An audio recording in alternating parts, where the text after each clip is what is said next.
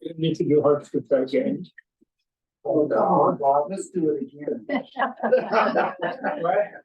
I'll bring you my fish. Oh, you have a fish? Yeah, it's down here, Milo's, put next door to Milo's. Okay. Oh, we can do it again. People want to do it again, we can do it again. No, we can do it tomorrow. Okay, we'll do it tomorrow, yeah. Yeah, we'll do it in the morning. But I'll bring you the fish for tomorrow morning. Milo's. But-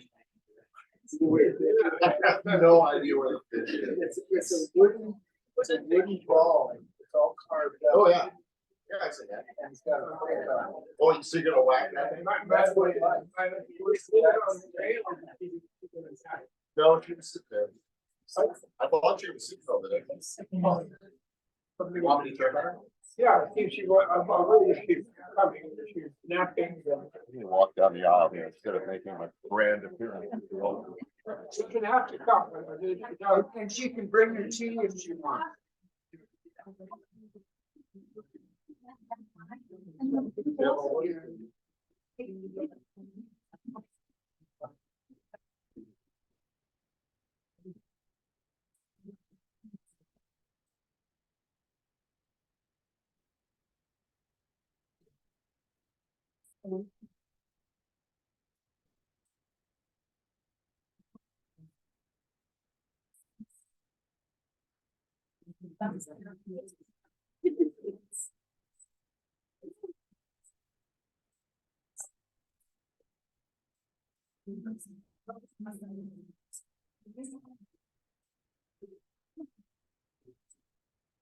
Current status, What's that? current status is that we're putting one elderly lady in a car.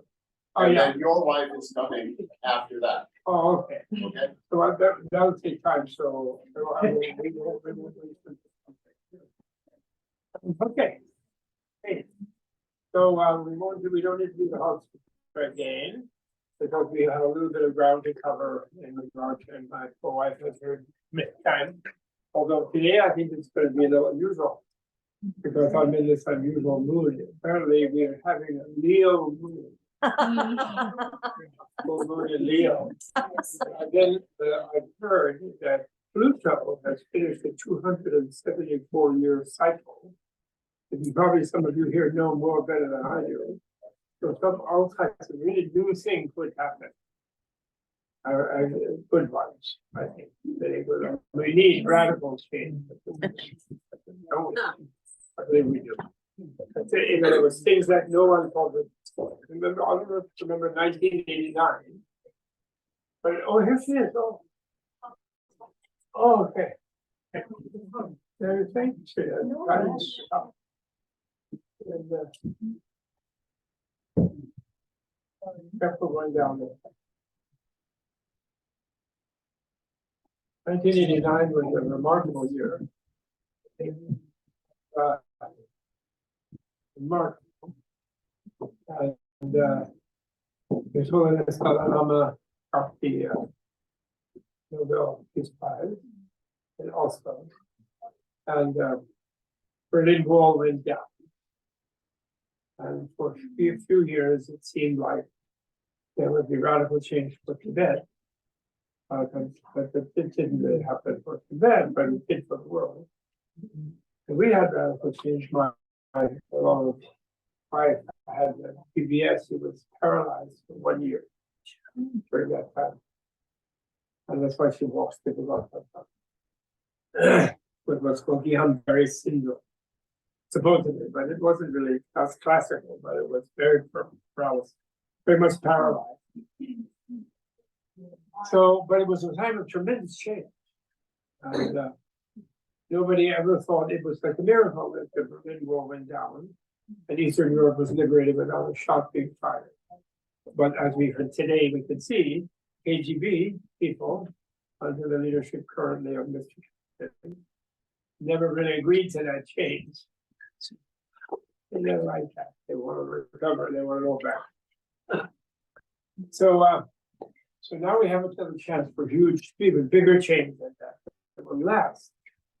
I don't know if you all know that, but Gandhi predicted that the Allies would win the world wars, but that in the process there would be changes in the societies of the Allies for that type of dictatorial, autocratic, militaristic, emotional, plague-ridden leadership would take over all the societies that won. So it would be quite a while before the whole thing would be over, which I like to think about because Dalai Lama tells us all, my beloved teacher Dalai Lama tells us that we're supposed to have a really peaceful century, and we're supposed to be happy brothers and sisters, 8 billion of us. Right? And since we are 8 billion, and not even counting the trillions of animals, and there are people making the decisions for violence on the planet at the moment, violence against nature, violence of one human group against another.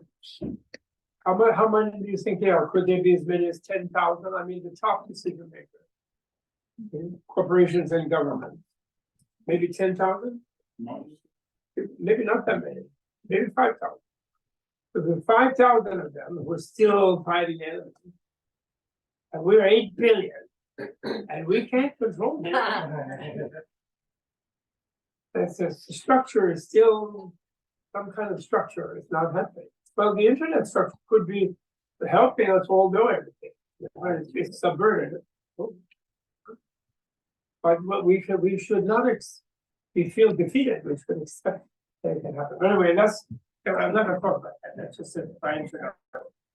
I want to talk about now is biology, but introducing that, I want to say this, that think about what you are worth yourself as a person.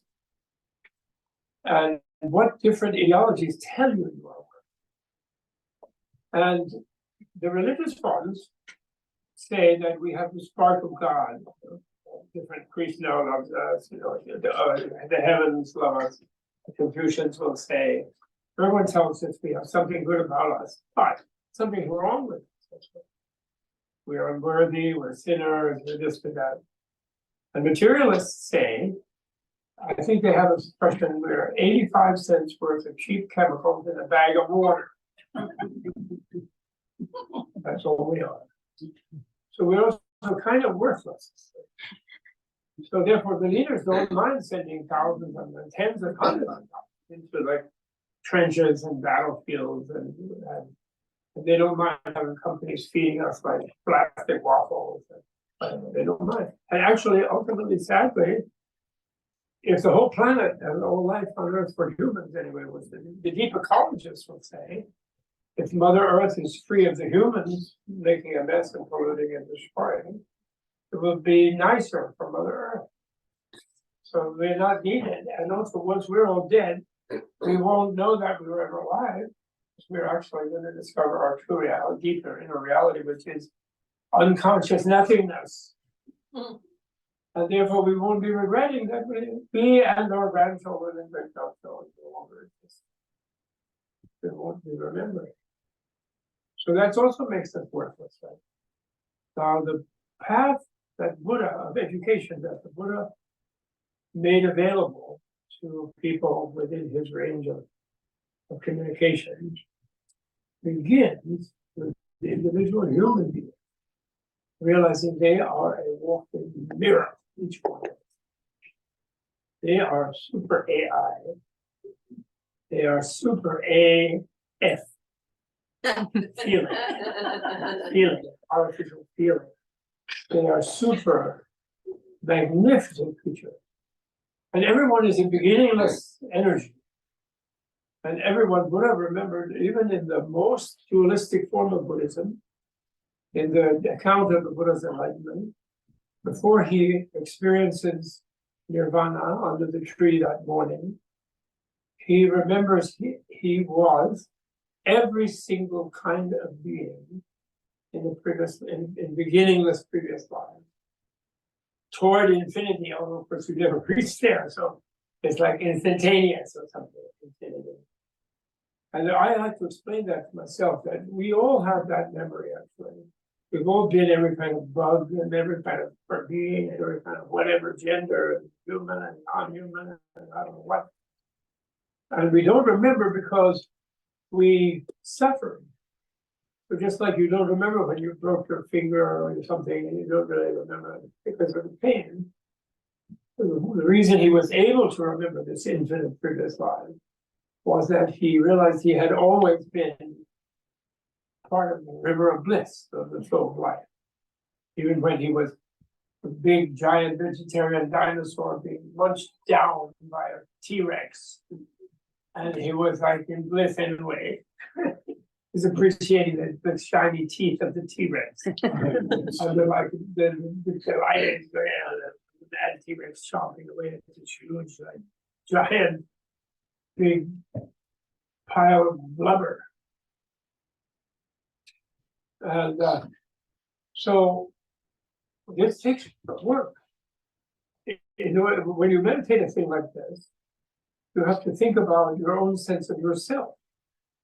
And why do you think you might be something worthless or useless? And who put that idea in your head? And on the basis of what knowledge did they tell you?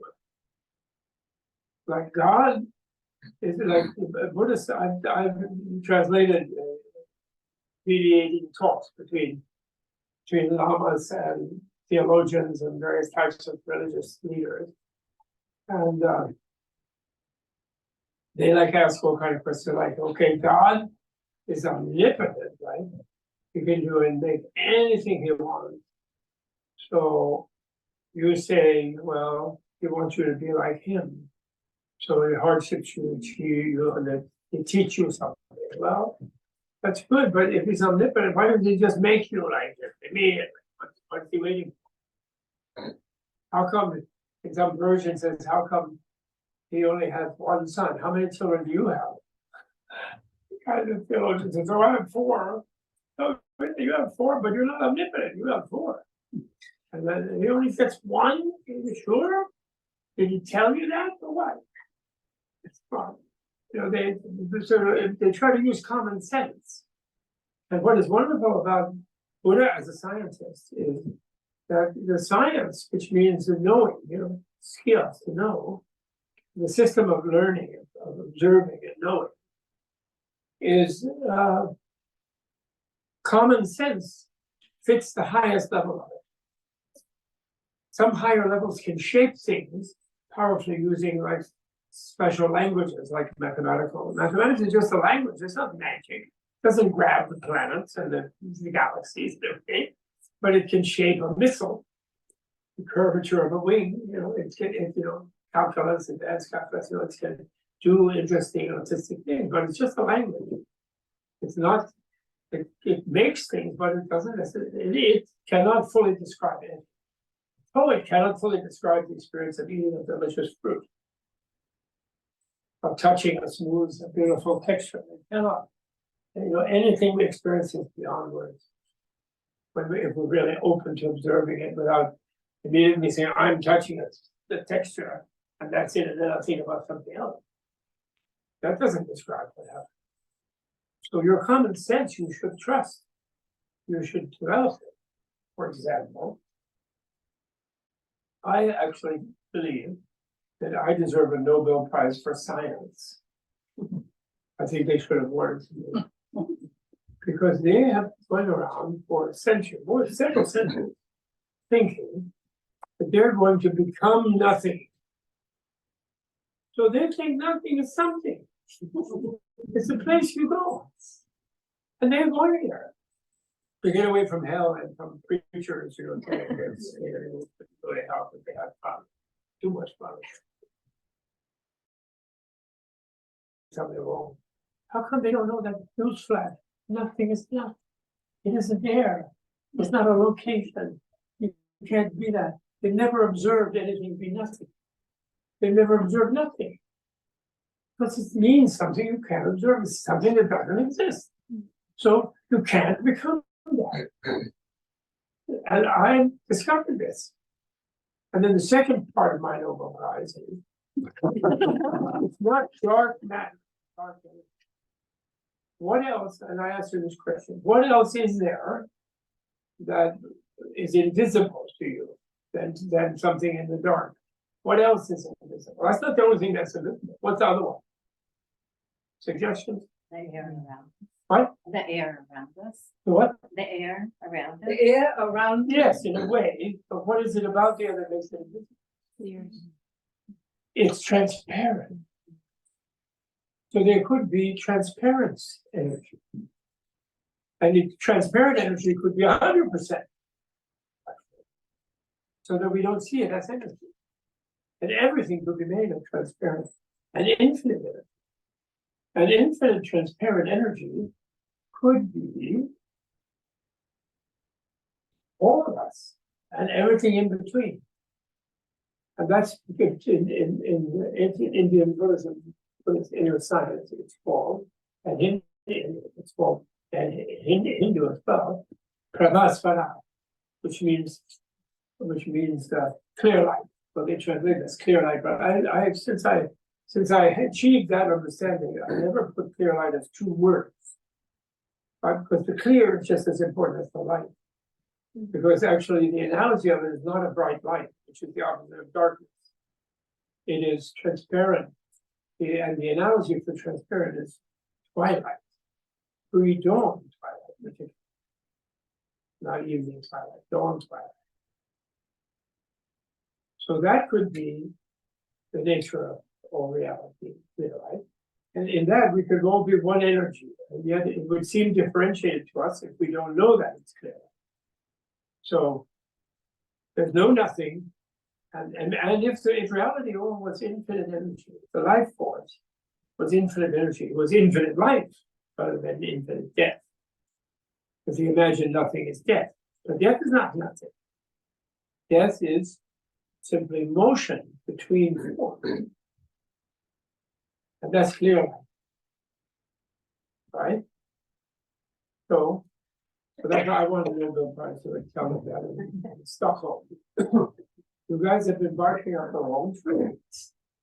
And the ultimate reality is right here, it's clear light, and your common sense can be connected so you can't see it. And your eye is made of it. But naturally you don't see it, it's not an object. You're part of it. You're actually transparent. And they will say that even if you took any one of us human beings and you dropped us in an electron accelerator, everything, all our atoms and subatomic particles would explode. And even they tell us we're made of atoms, our molecules and cells are made of atoms, and that's mostly empty space. And there's a little nucleus and a little electron going to different basically. It's like Yankee Stadium with a tiny nucleus on the home plate and then an electron in the bleachers. And the rest of it is just empty. So we're kind of transparent actually, except for some little thing darting around. But we look solid for us because then we just structuring it. Okay, so problem solved in a way. And if that's an infinite energy, then another thing is it didn't create us. It doesn't do anything. We are responsible for feeling like we had a beginning and we're participating in a process of being self and other. And we're dividing things up that way. The Buddha once said about the question he received about building a Buddhaverse. What I call, other people call Buddha land, I call it a Buddhaverse, like a universe. Instead of a universe, it's a Buddhaverse. And that is a land where everybody is there for everybody else. And therefore, everybody has everybody else going for them. So everybody's really happy. Sometimes I describe it as a giant John Belushi food fight universe. Where you want to share your chocolate with everybody. And they all want to share their chocolate with you. So you all end up being smeared with chocolate. So that just got keeping a little piece while it melts in your little tiny face. Right? That's a Buddha verse. So the first thing is, if we meditate about how we feel about ourselves, discursively, analytically, not just blank-minded, but analytically, we probably can discover that we don't have a very high opinion of ourselves. We think we see a lot of failings, we see a lot of impurities, we see, the whole mindfulness business. In the sutra, the mindfulness is not just sitting there counting your breath endlessly and self-indulgently. The reason you link to your breath is because that links your awareness to your body. And then you immediately look and you see the imperfection of your body. And you do that just simply to become a little detached from obsession with your body. You don't do it to destroy yourself, but you do that.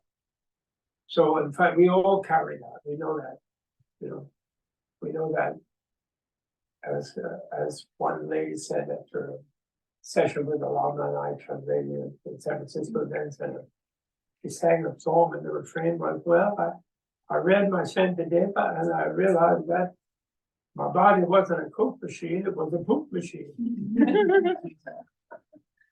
A little more poetic than the leader. I like to reduce self-glamorization in the non-dualistic manner. But the other point is that we can all do that. We have this amazing intelligence. We can change ourselves. We can be responsible for what we contribute to the world. We can cause a lot of damage to the world. And we can make beautiful things in the world. We are something really extraordinary. Human beings are. And therefore, what is our opportunity is our human life. When we really count our blessings and realize that we are this miracle. And we're not going to accept anybody telling us we're worthless and we're useless and something to be done and blah, blah, blah. We're not going to do that. That's the beginning. And when we really jacked up on how amazing we are, the second thing that we touched on this morning is that we're definitely going to lose this human body. We're definitely going to die.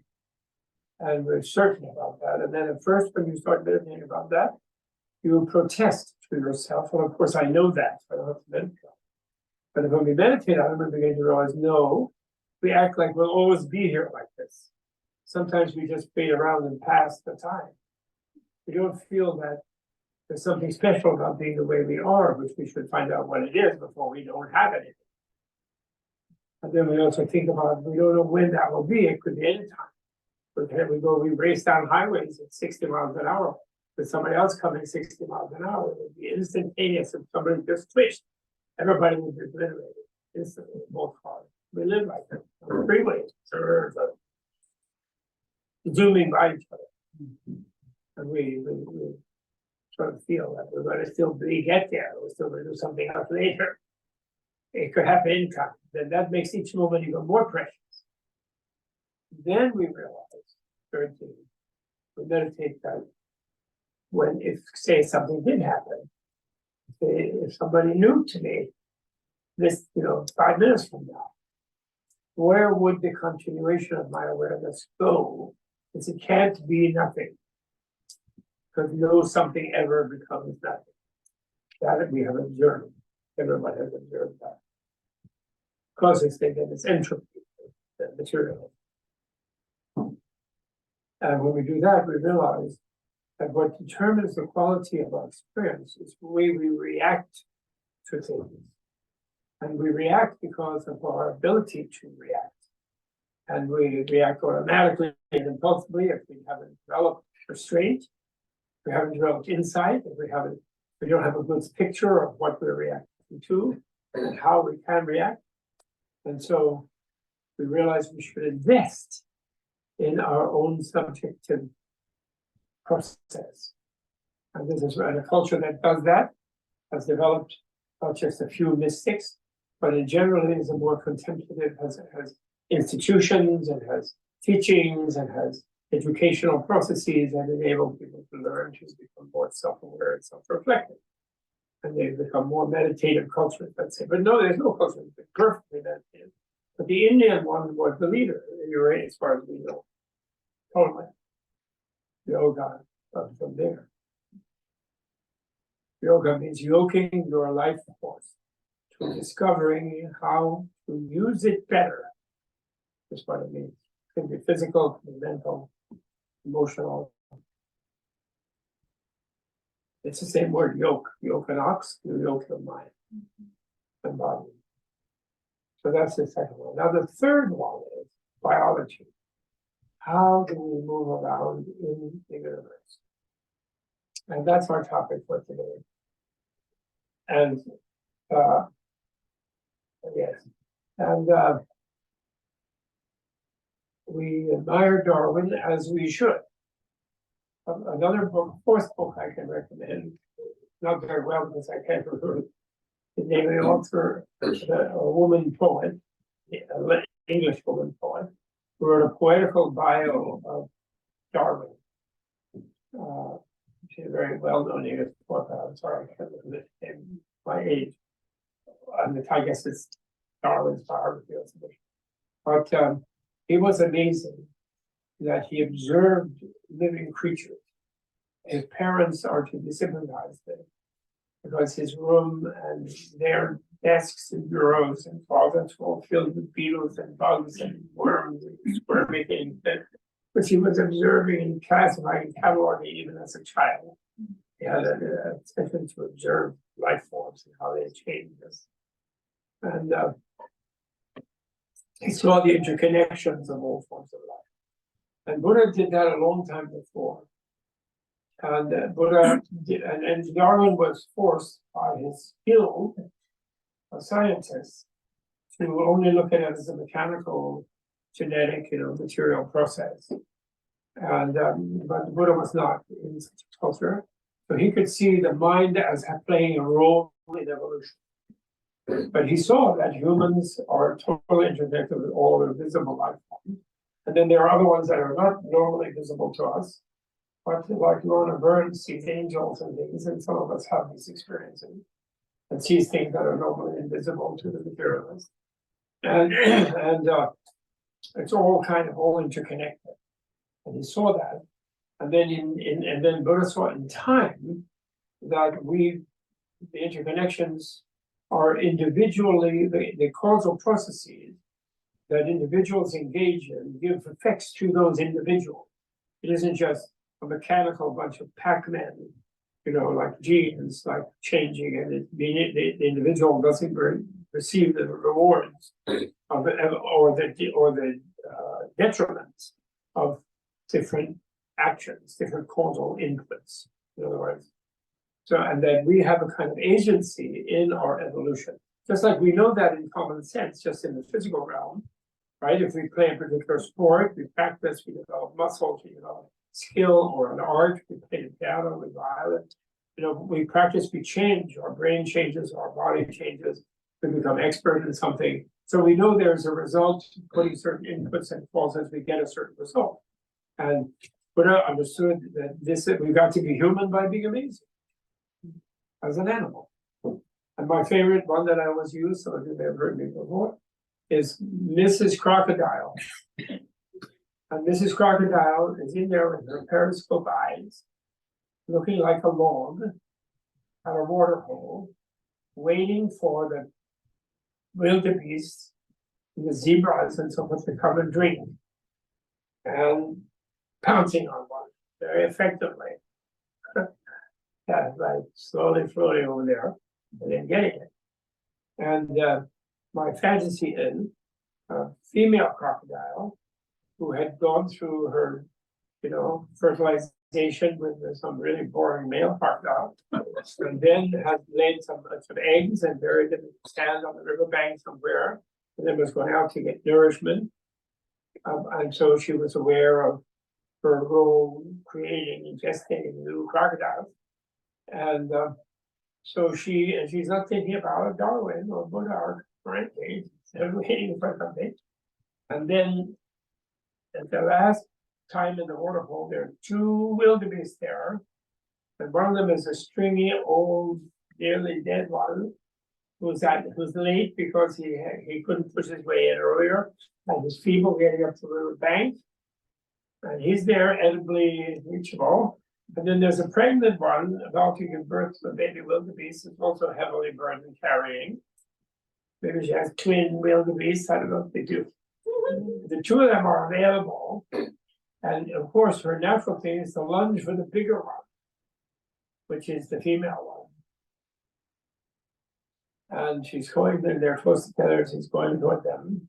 And then she lunges, and then something subliminal in her mind causes her to have a tiny trace of identifying with the female one because of her role of creating new life.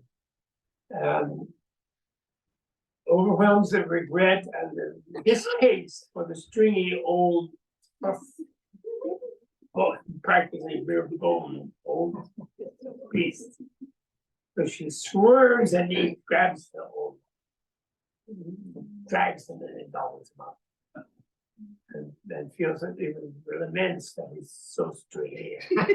Not that old. And he said, what made me swerve from the good one? But that tiny little bit of empathizing with the target, which is food, living, is that tiny cause will lead her to becoming a human. And maybe a human female, maybe a human man. So I being over many further steps in other life forms. You imagine how rare such a thing is, how hugely many lifetimes it might take. And of course, it doesn't mean we don't always come to the human from a lower life form, less capable life form, in the sense of lower, not in the sense of intrinsically lower, but just relationally lower. And we also have been deities of different types, and we've collapsed back into either human or less than human. So that's one of the difficult things in understanding, acknowledging the friendly fun fact of suffering, to understand the suffering of deities in the heavens, and how boring it can be in some of the formless realms and things, and how silly you become. And then you collapse to a lower than a human state.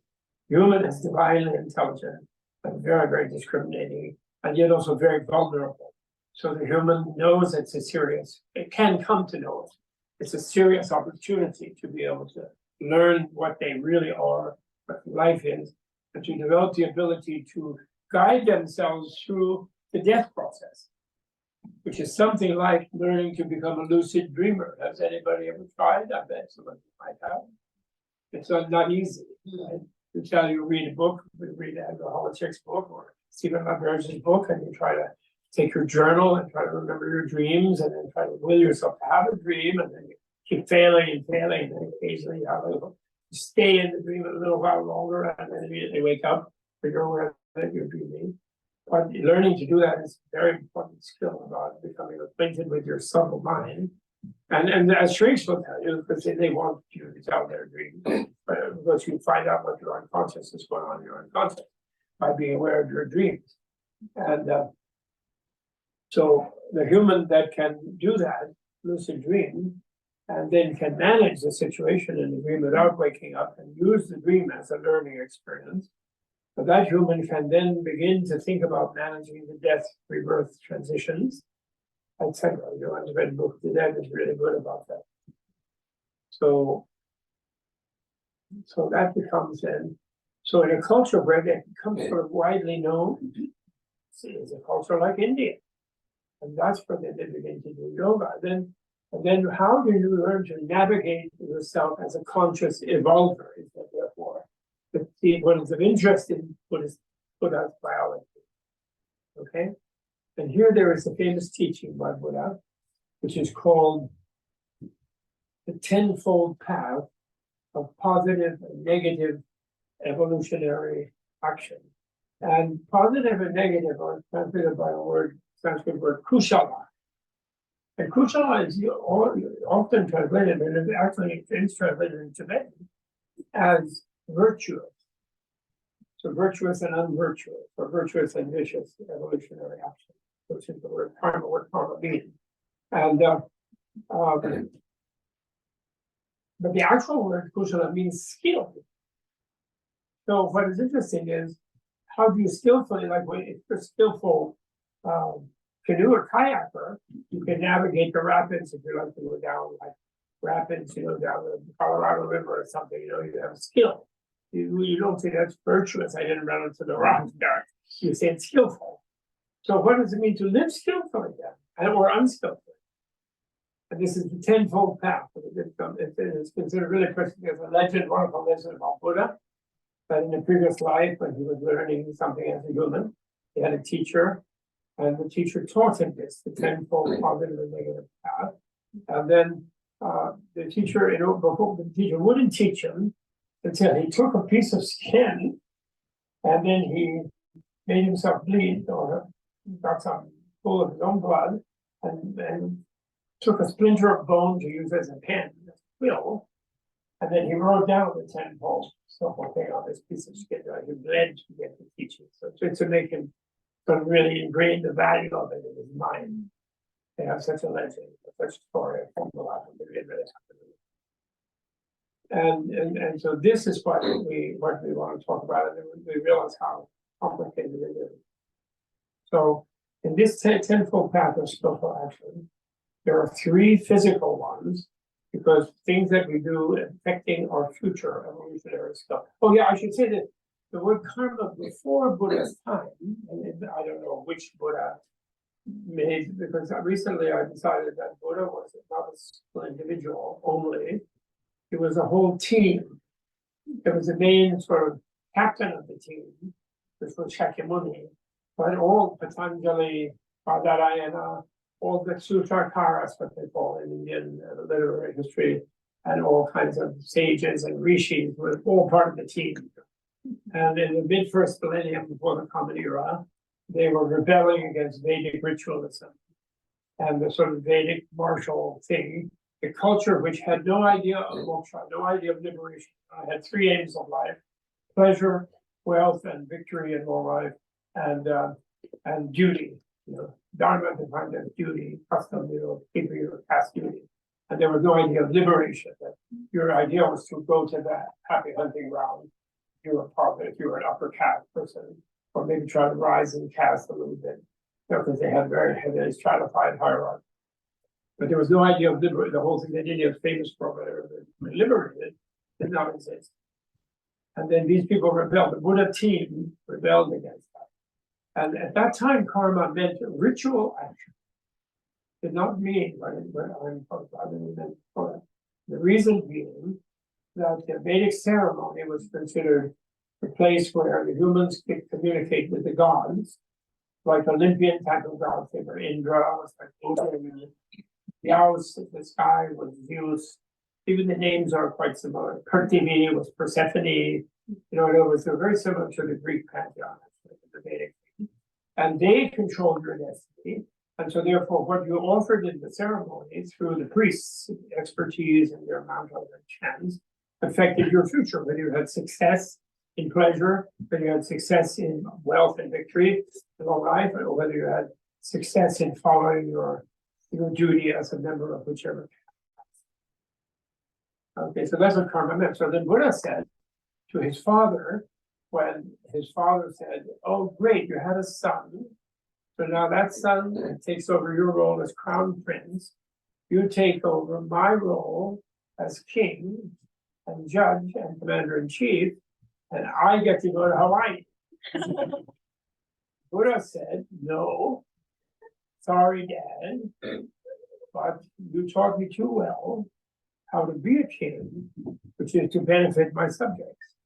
And I do not believe that when my subjects' real problems are solved by the Department of Defense, or health, education, and welfare, and whatever.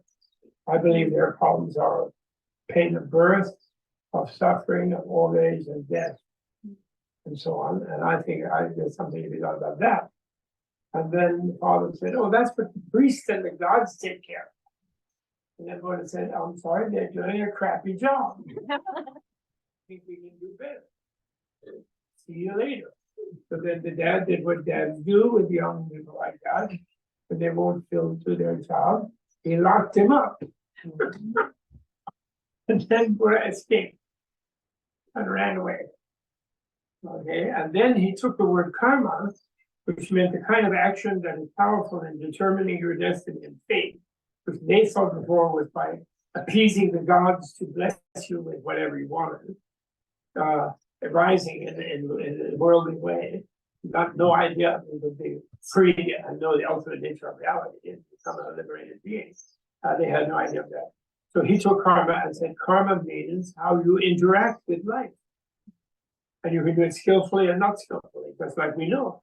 Like if you're kind and nice to everybody and very altruistic and you think about what they need and want, they're going to end up liking you, actually. There'll be some ones who think you didn't do enough and they'll be annoyed with you. But basically that will have that effect, you know that. And if you're really self-centered and very selfish and you just don't want to use everybody for anything, then people dislike you.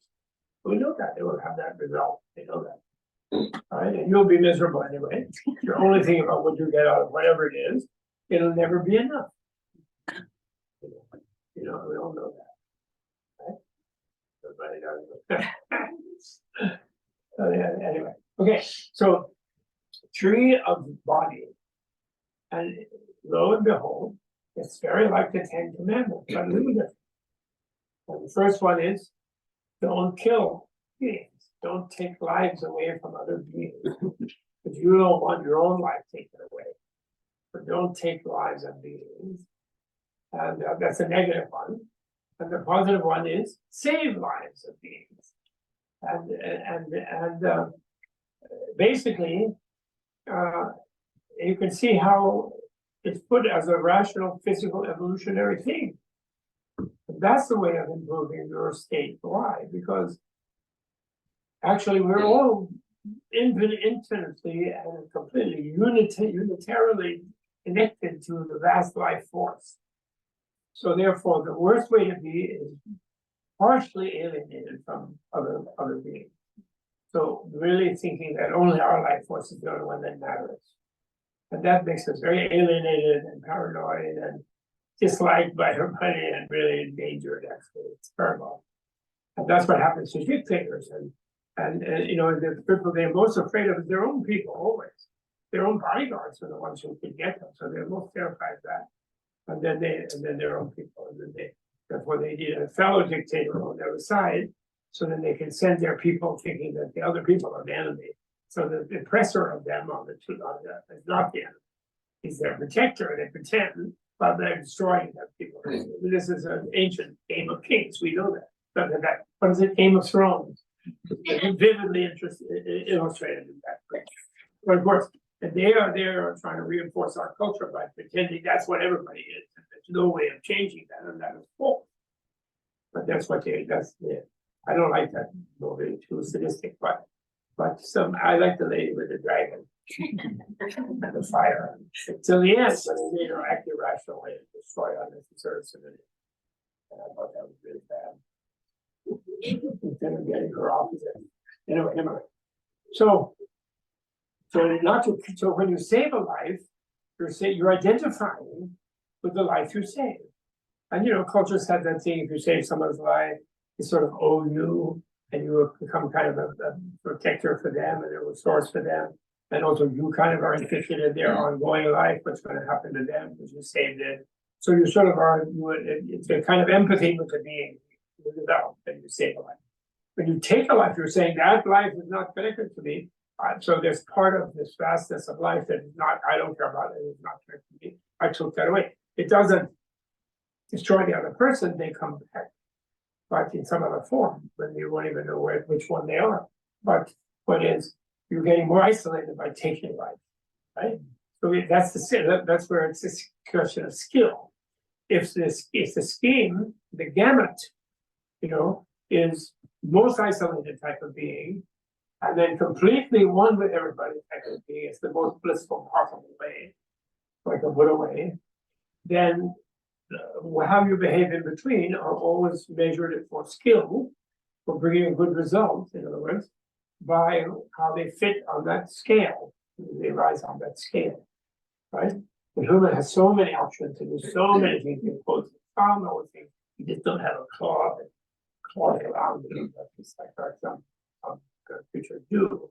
So we can do so many more things, and we can be negative, we can take huge amounts of life, and so then we can lose quickly from this greater ability. Second one is don't take people's stuff. So literally, do not take what is not given to you. And the opposite is give whatever you can to others. Generosity. And so that's the second. Those are the first two physical ones. And then the third one is often translated as, or people write adultery, but it isn't just that. It is don't use sexuality in a harmful way.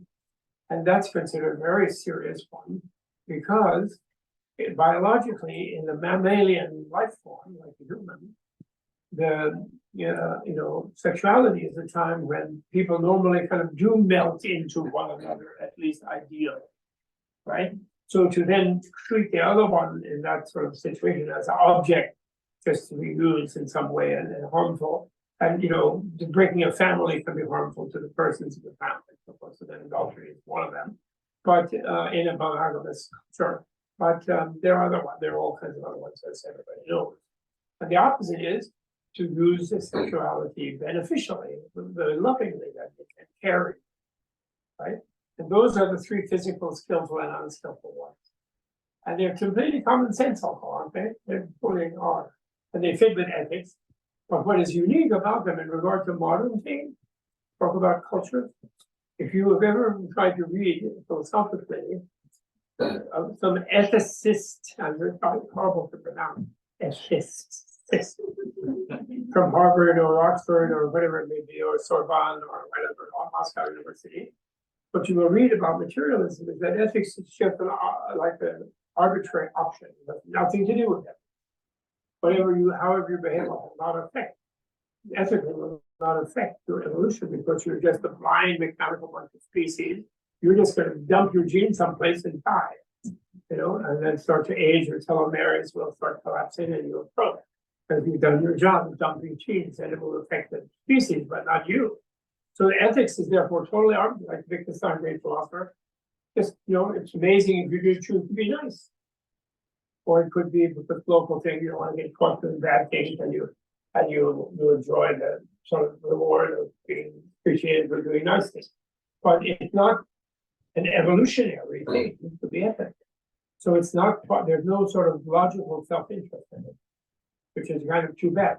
And the religions are better in that sense, even though they have someone who sort of punishes or rewards the way they present it, the individual in the afterlife. But at least they have some consequence, so that there is a sort of logical self-interest in being ethical.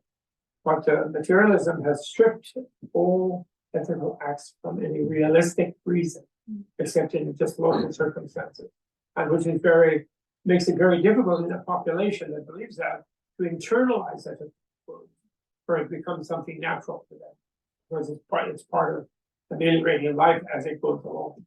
It's part of skill set, a vital skill set. We teach in our academy, a vital skill set of ethics. Actually, not when I was at Amherst College and I taught Buddhist ethics. I originated a course called Buddhist ethics, which they never heard of such a thing.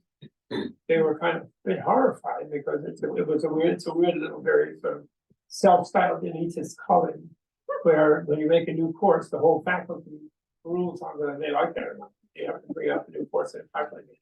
So people were scratching their heads like, what is ethics? And somebody informed me, oh, Buddhists don't have ethics. I said, really? Why is that? They said, well, it doesn't mean they don't do nice things, but they don't have a self. So you can't have a self that wants to do bad things and then you restrain it. So that's ethics.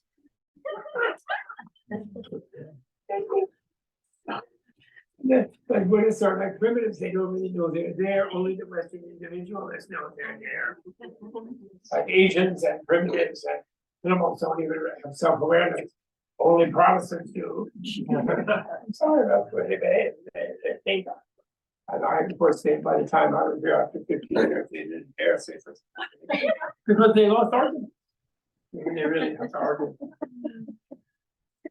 And then, never mind, that's part of it. So then sex, so then that's true. Now there's another level of ethics that we don't normally see, but actually they're in the 10 levels. And that is 4 levels of speech. And so physical is bodily acts. Killing, stealing, committing sexual harm, saving life, giving, and using sexuality lovingly. So those are the 3 physical. Then there's 4 verbal. And in those, verse of those is tell the truth, to reveal what you know to people who need to know it. Don't create false worlds for them by lying to them. And that's unskillful. And then the skillful is to share what you know with others. But that includes, they have very sophisticated in thinking about it. Like sometimes you tell a white lie. Did you see the guy go that way? Some bullies were chasing somebody to torture them, and you say, "Oh, I didn't see him." Oh, no, you know that you should lie in those cases. For example, I mean, it's not simplistic, but basically lying versus telling the truth is one skillful, unskillful, and skillful of those 4. The second one is speaking, not speaking backbiting, but to create dissension among others, make others into enemies of each other.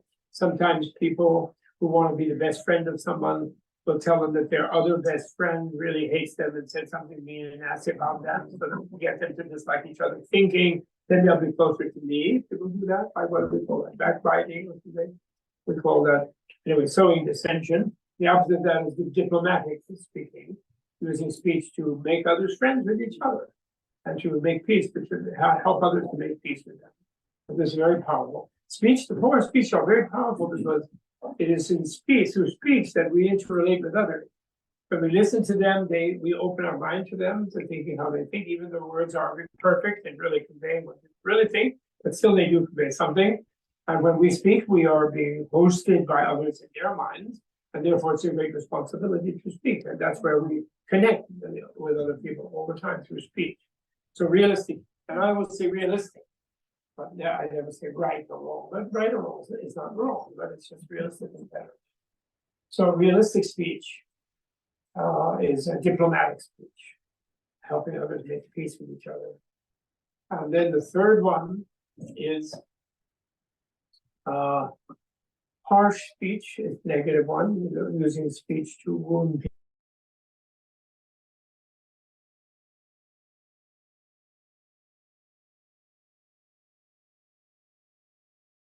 To dominate them, bully them, but it's speech. Being a poet, singing songs, Taylor Swift, Bob Dylan, Mozart, sweet speeches, using sound, using communication to please people. That's the third one. And the 4th one, finally, is meaningless speech. It isn't gossip necessarily, but just babbling meaninglessly, also pretentiously, pretending you know something you don't really know. And but the sin of bad professors is where when someone asks a question and they don't know the answer, then they pretend they do, and they say a bunch of nonsense that leads the other's mind in a stupid direction, and they are not taking the responsibility of being in someone's mind by speaking to them. So meaningful speech versus, and I've had many papers over the years teaching people comparing the 10 commandments, and that's blasphemy, But if it's only about God in that setting, but this is not about God, it's about interacting with others with speech and being meaningful. We're talking about and trying to be helpful with others to let them have more ability to understand and so on. So meaningful speech versus meaningless babbling. So those are the 4 of speech. And then the mind, and then this is really dreadful. And this is why yoga again existed in those cultures. The mind is, it's similar to the 3 physical ones in a way. It's really parallel, but at a subtle level. And that is, hateful mentality, malicious mind, where you You know, you're hating someone, you're planning to harm them, you want to harm them, you imagine harming them, all kinds of negative things toward them. In your mind, that is evolutionary action. That will shape your relationship with those people, even if you don't do anything physically or verbally.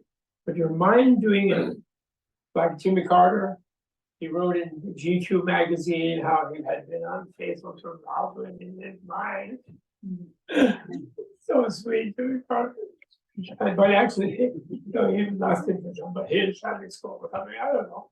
But the point is, the mental act is already an evolutionary act. He's like, it brings this negative effect. The one really horrible one in relation to a friend of mine I'm lately debating is if you have a thought in your mind to give something to someone and you never say anything about it, you don't do anything about it, but then you later think, I'm not going to do it, and I don't want to do it, and I didn't have it, and whatever. In other words, you make a gift in your mind, and then you take it away in your mind. That also will lead to being rebirthed in some terrible Tantalus realm, you know, right? Of great dissatisfaction, and it's very negative, unskillful, evolutionary act, or you know, of blocking your own generous impulse. And then, so the mind can create very powerful evolutionary effects. This again becomes why yoga in a culture where people have to try to really work on their energy, their mind. Not just actually like, well, I always have thoughts of this, so like that group, I don't do anything, it's fine. No. If your mind is lustful versus gentle, you know, if it's hate-filled, if it's you know, the greed-filled versus generosity-filled, if it's hate-filled versus love-filled. And then the one that fits with sexual harm is fanatical ideology, closed-mindedness, the third one. And so your mind is fixated on some ideology that makes you disregard people. Because the mind, open-minded means you observe things and people, and you become deeper in your experience of them, and you see the more qualities in them. And so open-mindedness is more conducive to interacting more beneficially with beings. So that's kind of, if you parallel killing and stealing with the hateful mind and the greedy mind, and the opposite being loving and generous, you know, and then saving life and giving gifts. Then the third one's using sexuality harmfully and beneficially fits with having a rigid mind that excludes every other point of view, because you think you're so absolutely right about whatever it is, versus being open-minded, which is the 10th one. So being open-minded is evolutionarily skillful, because when you're open-minded, you are capable of learning new things and observing things and seeing deeper dimensions of it. Isn't it beautiful? Really, really beautiful, I think. And this is biological. And you know, I got to thinking about more about that way. I guess one of the people who helped me was someone called Thomas Nagel, who is a senior, if not retired, philosopher at NYU, who wrote a number of wonderful books, like The View from Nowhere, criticizing the sort of no spirit, no self idea of the mind not being just an illusion, that the phenomenon of the brain is materialist. And he has a book called Mind and Cosmos, where he criticized biologists precisely saying that we're giving very minimalist, very, very conservative philosophical reasoning, that their idea that they're going to understand life by excluding their own minds as participants in life and the minds of the beings they're studying as participants, subtler parts of beings, they'll never get there, he's saying.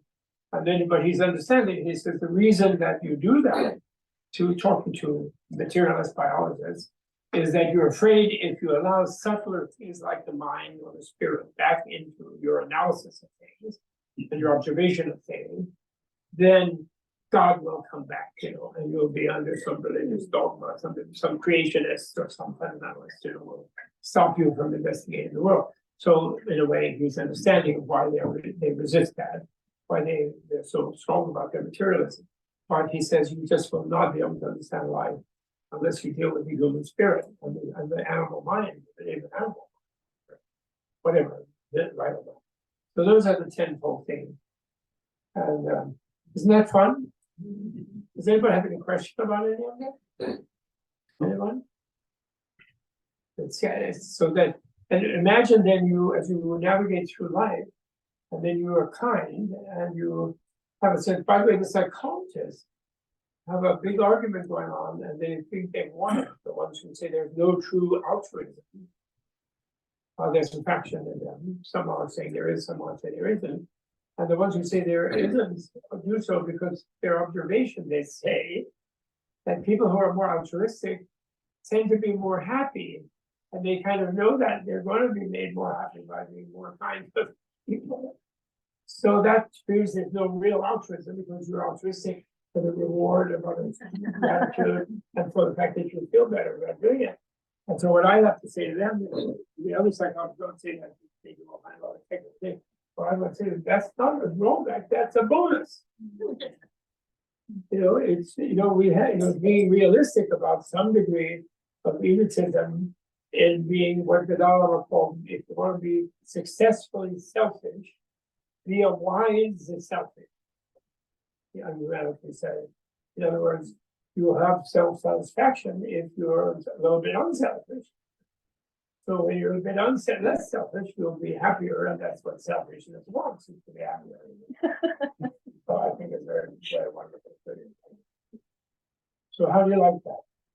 Yeah, the idea also that therefore being ethical, and therefore there should be ethics should be taught as a scientific matter, as a practical matter in school. Not intruding religion or any such thing, but they all share more or less. I can't tell you how many pages I've had about 10 Commandments and the 10-fold path of Shakti. No, complete thousands, hundreds. If you compare them, they meet, they talk a little more about this and that, and they leave out things, and then they're all very dominant. And then certain ways like, oh my God. But it's quite common. But that's the beginning of the biological thing, taking ethics, learning ourselves how to be valuable. And then when the mind is assessed as being what the great anthropologist Gregory Bateson told us to say, mind is part of nature. And then we become aware of our own agency in determining our own fate. And then we become responsible for how we act. And we realize that this is evolutionary work. And it's evolutionary, it's developing ourselves evolutionarily. Then I think people approach life in another way. And they don't feel so disconnected to things, and they're more peaceful, actually. I mean, ultimately, what is destroying our planet as a whole is the irresponsibility, the recklessness of an elite that pulls the switches. Right? Remember, it started out with 10,000 people versus 8 billion people, and the 10,000 who are causing the damage. And because you feel that ultimately they're going to be free of consequence. People, oh, they can't help it because somebody else does it. They have all these reasons to feel it, and there's nothing they can do. And here you have to do so. And then similarly, therefore, at Columbia University, or Harvard, or Oxford, or wherever, when we teach people, we would have to teach them how to meditate and also how not to meditate. And we have to teach them, in the gym. They would go to the gym and it wouldn't just be swimming or lacrosse or hockey or soccer, or football, baseball, whatever.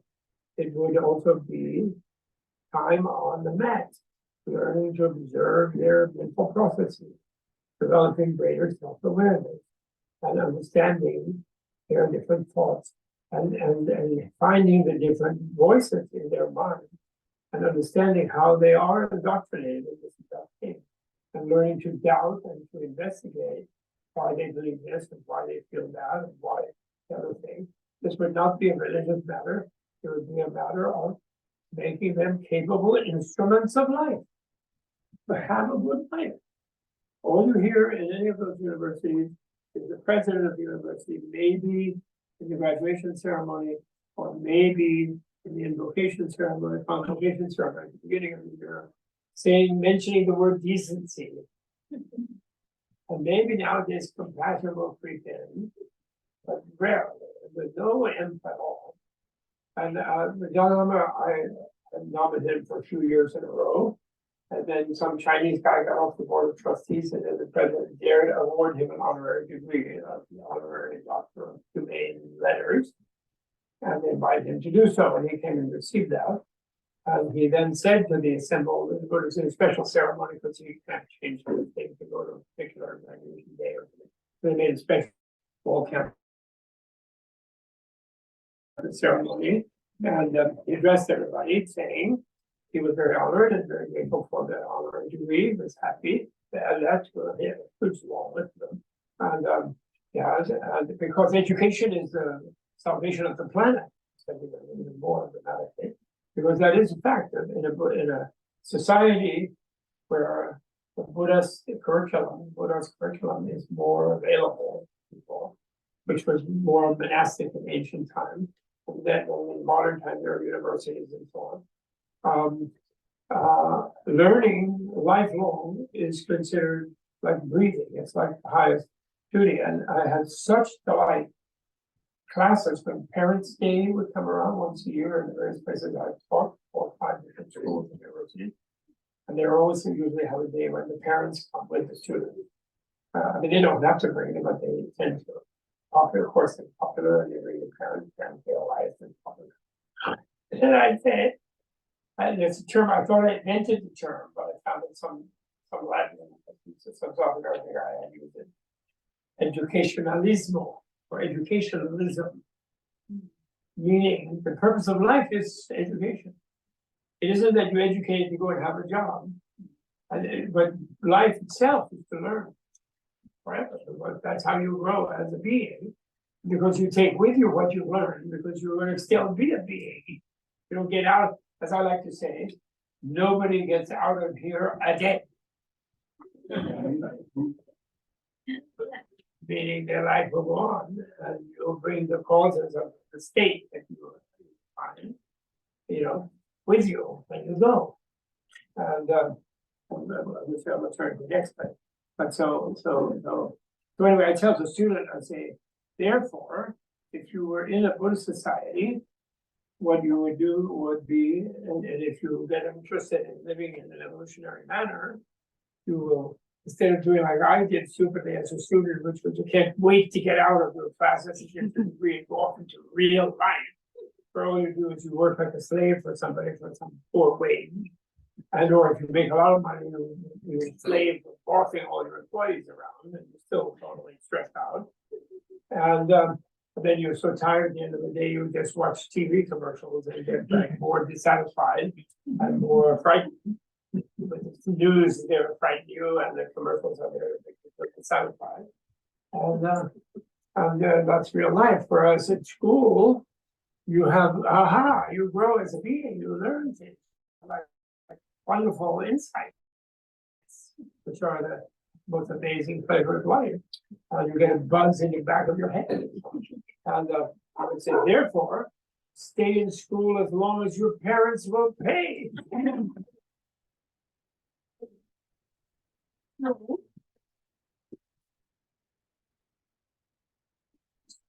Spain, hello. No question. Any questions? Okay, so then we come to this whole desk. Go there now. Although that relates to psychology, but then let's meditate on something together. Okay? Would you like to do a little meditating, guided meditating? Go with that. Let's meditate. And some of you may be familiar with what is called the Tibetan Book of the Dead, and which is a mistitle, because the big insight I got from translating it again, which I only did because my spiritual friend, my virtue friend, told me I should, and I otherwise been planning. And I said, yes, I learned a lot reading. And it turned out that been my far most popular book. And the real title is The Book of Natural Liberation. by hearing in the between state. In other words, or by learning in the between state. That's what it is called. And nothing about no dead. Inside it, there are no dead people. Nobody stays dead. You miss someone who dies if you care about them. And or even if you don't, if you miss them, and they seem to have gone somewhere, they seem dead to you because they are not any longer the way you remember them because they've left that body. But their process continues forever, actually, as does yours. And so, and that's very clearly shown there how that happens, and the stages and the quote unquote the mechanism through which it happens. And when the more you learn about that, the more you sort of see that as like you might imagine something happen next year, next season, that's something that you're looking forward to. You see a process unfolding, and this is a process that you see unfolding. So it's very, very valuable. So now I want us to imagine you don't have to do it about when you die. You can do it when you lose consciousness when you fall asleep, if you want. And that is the following. You imagine that your eyes are closed and you have, however, inner imagery going along in your mind because you haven't fallen asleep yet. And what happens is your inner imagery loses vividness, distinctness, and they become like a mirage, like fuzzy, like hallucinatory. And you also feel like a tingling, kind of less aware of the sensations of your head on the pillow, your back and shoulders on the mattress, snuggled in the covers, your body lying along the mattress, your nightie or your pajamas on your skin, etc. That all becomes more fuzzy. In general, everything kind of fuzzes out, and you have like a slightly melting feeling. And that's known as the state of the hardness, the earthy hardness in your field of habitual process of perception, becoming the fluidity. So earth into water, they say.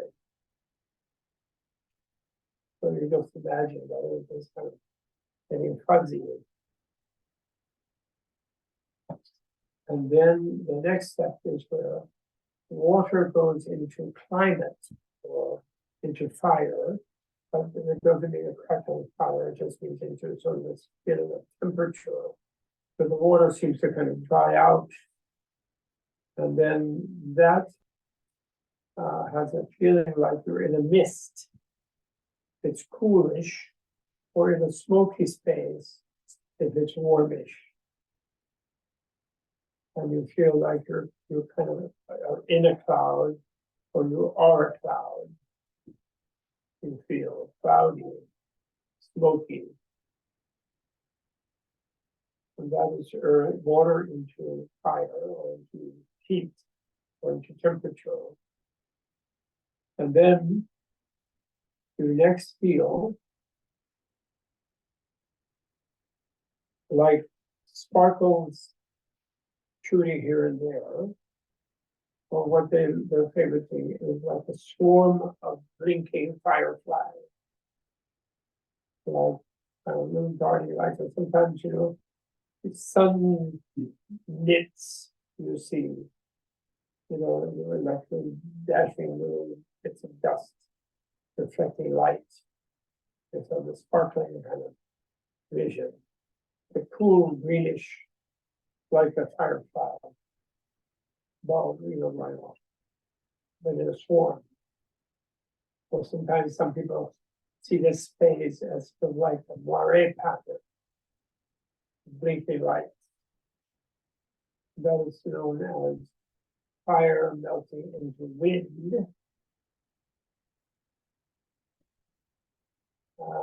That's what the third one. And then becomes very calm, and this feeling of light, your inner imagery is just like a very still candle flame, which is sort of in your center of your inner imagery. And it's maybe just about to flicker out, but it's very, very still. It's no flickering. That is there as wind melting into space.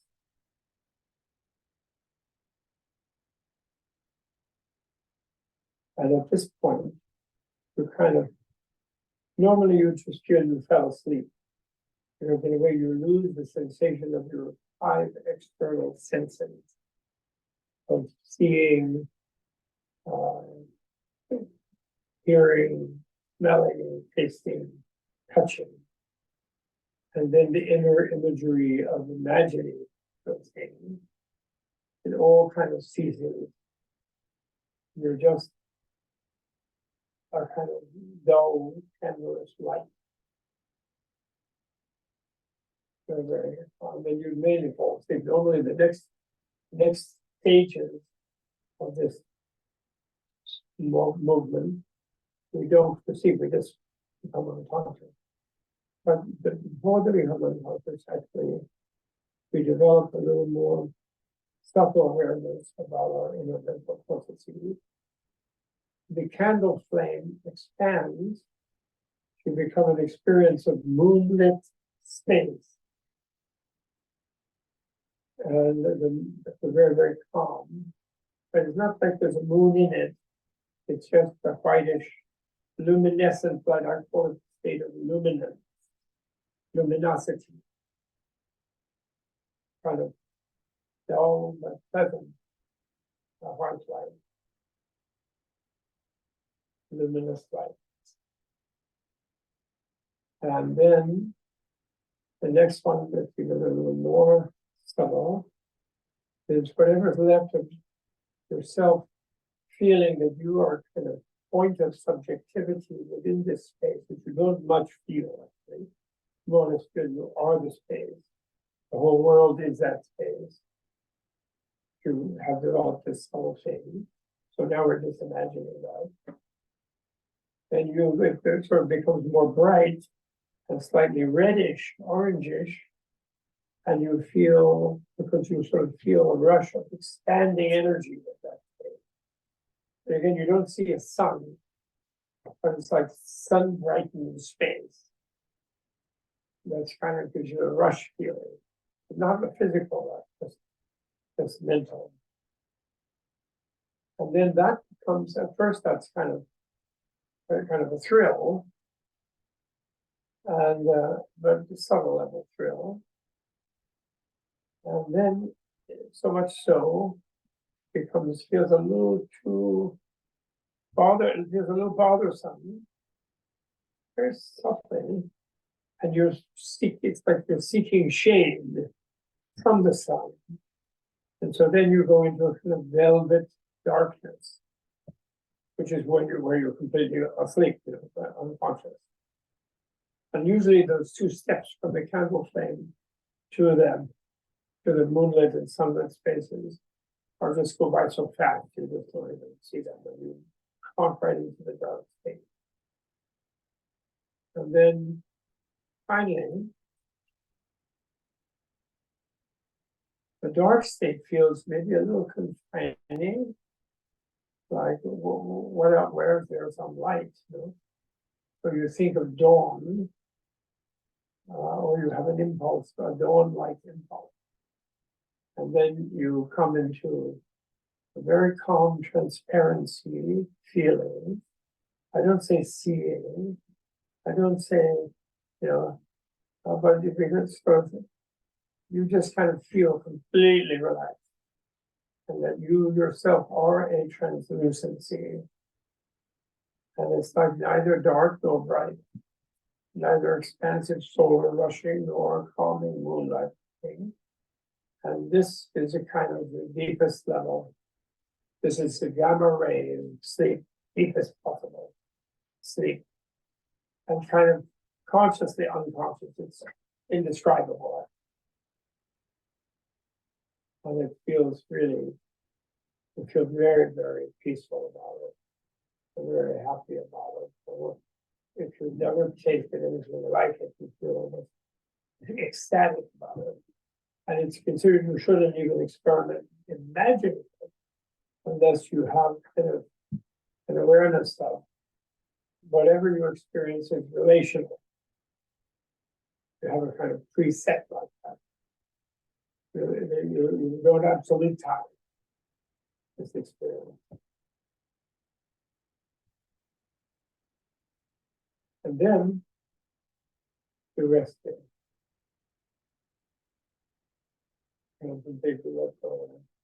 So you did already, but more and more subtly and more.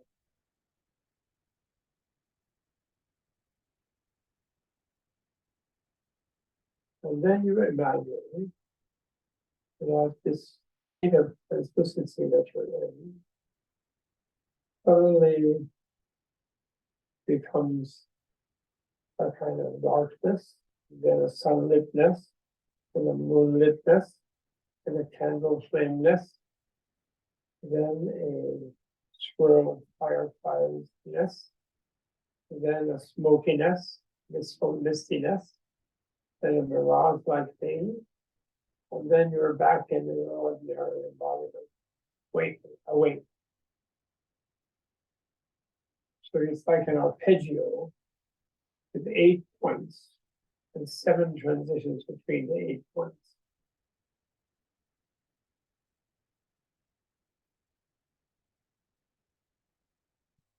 Ding.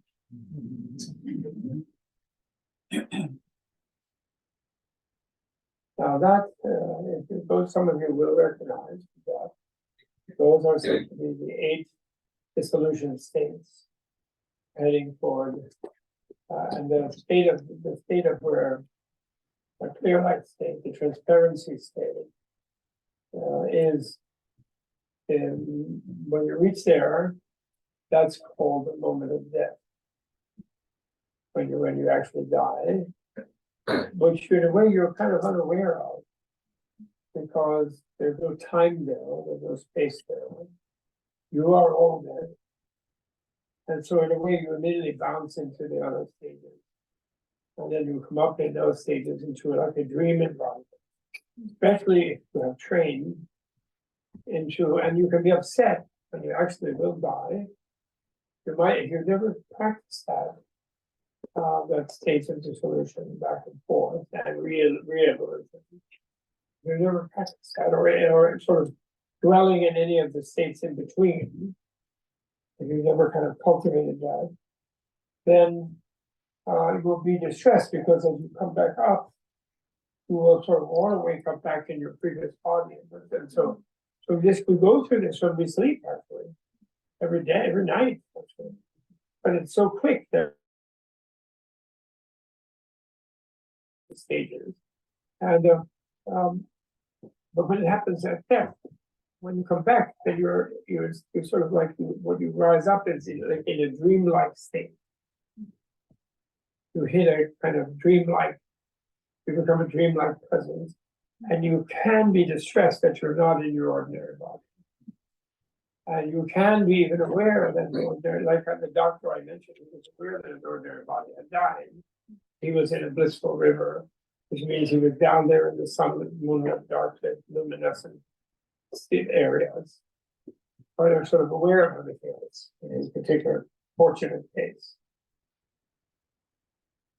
So if the Dalai Lama says he does this 3 times a day, and even sometimes when he's being really, because he does it 6 times a day. Mm-hmm. And there's ways of doing it where you think of a sort of image dissolving, that you rebuild, and you dissolve, experiment for yourself. There's all different ways of approaching it. But it's lots of fun. It also simulates, imagine some of you have had psychedelic experiences. And early psychedelic pioneers, when they were at Harvard, they tried to use the stages of the Book of the Dead in their own way. And wrote a kind of psychedelic Book of the Dead, Alfred and Leary and Metzner. They did. Of course, they thought that that's what the Tibetan one was. They didn't think the Tibetan one was actually describing going to the actual thing. They didn't think that they were into the materialist model at that time. Right? Baba Ram Das changed that himself eventually. At the time, they probably didn't think that. So it's very, very valuable. Then also corresponded in the book, there are said to be 6 betweens, by the way. And so we're already in the between now. What we're in now is in what's called the birth between. We're in the birth between, which is between birth and death. Or there's something you would call the life between, lifespan between. So we're always changing all the time, and we come from a newborn or even in the womb, and then we end up when we then leave this body. And that's what we're in now. And then within the birth between, there's 2 other betweens. And one of them is called the dream between. And I love calling it the between, by the way. I can say Bardo, if people know. Right? Even Lincoln went in the Bardo in that novel. Lincoln in the Bardo. I didn't read it yet. So Bardo in Tibetan, it just means between. So it's often 2 syllables. So intermediate state is the but the between. So there's the dream between, because when you fall asleep, then you come back up into a dream body, and we don't normally pay attention to what body we have in a dream. That's the way of becoming lucid, is to program ourselves to try to be self-aware about our sort of body. But we do see things in a dream, we hear things, we see things. Or rarely touch, smell, taste in the dream. But we in a way do resimulate the mind itself resimulates the virtual body in the dream between. And different things can happen, and we have changes. And if we learn to lucid and do it in the dream, we can use the dream between very, very beneficially and very educationally. And there's a lot of instructions about that in the traditions. And then the other between is called the meditation between. And in the meditation between, again, we go into a state of leaving, withdrawing from our normal preoccupation with sense data and sense stimuli, and even sort of conceptual thinking. And we focus on particular, there's all different kinds of uses of meditation between. But so there are those 3 betweens. And then we go out of the meditative dream, we come back into our course body, as they call it, and we go around and make supper or breakfast or whatever it might be.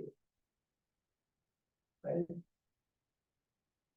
So then after death, there's called the death point between, which is sort of like birth between. And then there's a dreamlike between, which is called the reality between, where if we can be lucid at that time, we can meet various, like that doctor story I told you, he met Jesus. So you would meet whatever is your Jesus, whatever, you would meet these sort of angel type beings in that what's called reality between. They have like 14 days, we go up to peaceful and mild and fierce deities would be divine deity forms. And then there's what I wrongly in my translation I call the existence between, but now I have other people call it becoming between. And I know the ideal term for it, which I'm going to use in another edition someday, co-creation between. And so that's the one where we find a new womb if we fortunately wish to become human again. If we're lucky enough to become human in a good family, in a good neighborhood, with a good mom and a good dad and siblings, and in a culture where they know about the value of human life. That's what we want. So we can continue our learning process. Our evolving. So that's also part of biology, in the sense that you can't really be fully alive until you realize that the life process includes the death process. The life and death are like part of a continuous process. And then you realize you lose your fear of death. And you do retain a healthy caution about different states of life and death. You don't want to go in bad states. It's like you don't want to go in a bad neighborhood or in the middle of a war zone or in an earthquake or a flood or fire. You don't want to go in some disaster area. So you don't want to be reborn in a disaster area. or in a less capable body than a body and mind complex than a human one. At least as capable. Maybe you want to go to heaven. I know some people who want vacation in some heavenly plane for a while. And I don't blame them, I do too. Because if they go there, I want to go there. But the human one is considered really very special.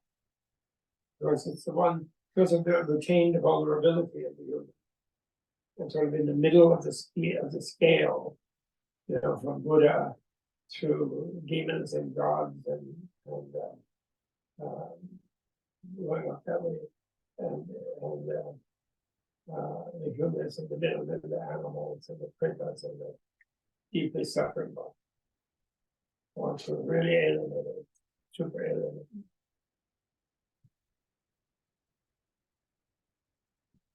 Okay, what do you think? Any questions? How are we doing with time? We have time, I think. Yeah, we do have time. Yes, you have a question? I do, Bob. What is that? It has to do with biology, but not necessarily something we hear spoken about in Buddhism, at least in my experience. And that is the concept of magnetoreception. What? Or magnetoreception. How, you know, a bird knows his magnetic way through receptors that we're not really so familiar with as humans. Okay. Do we see any of that in, I mean, I'm not quite sure. Would you, in other words, about the concept of us having future experience, you say? the concept of humans having a sixth sense that they don't use. Oh, well, yeah, the sixth sense, but we do use the sixth sense. The sixth sense is the mental consciousness in the way the Buddhists analyze it, most practical. There are various ways to analyze it, but that's not psychology. But in the right now, like when you are looking at something with deep intensity, or like you're practically hypnotized looking at something, you sometimes won't hear what somebody says to you, or you will hear it, but you won't sort of register that you hear it. Maybe later you can remember, oh, they were saying something, but you don't know sort of register. Similarly, when you're listening intently to Ravi Shankar or Mozart or Beethoven or something, someone might walk in front of you or try to attract your attention, you won't register what you see. So what they have a sixth sense is the mental sense. It's a mano-vijnana, mental consciousness. And that one chooses most of the time when we're awake to align with one of the other physical senses, the five physical senses. That's called the sixth sense. And that one, like in a dream, what happens in a dream, which is very amazing, is that your mental sense creates the whole environment. So say you have a dream that you're having dinner with your old friend in the Eiffel Tower restaurant. We have all kind of funny dreams. We unfortunately remember too little of them often. But you know, we do different things in dreams. We meet people, we do things. Like 2 days ago, I met Obama actually. And he was very upset, not upset, but he was very happy, cheerful actually. But he was a little upset with me because he said, "What's wrong with you?" He says, "You had no income last year." And he was looking at some papers. They didn't have the right papers. I didn't.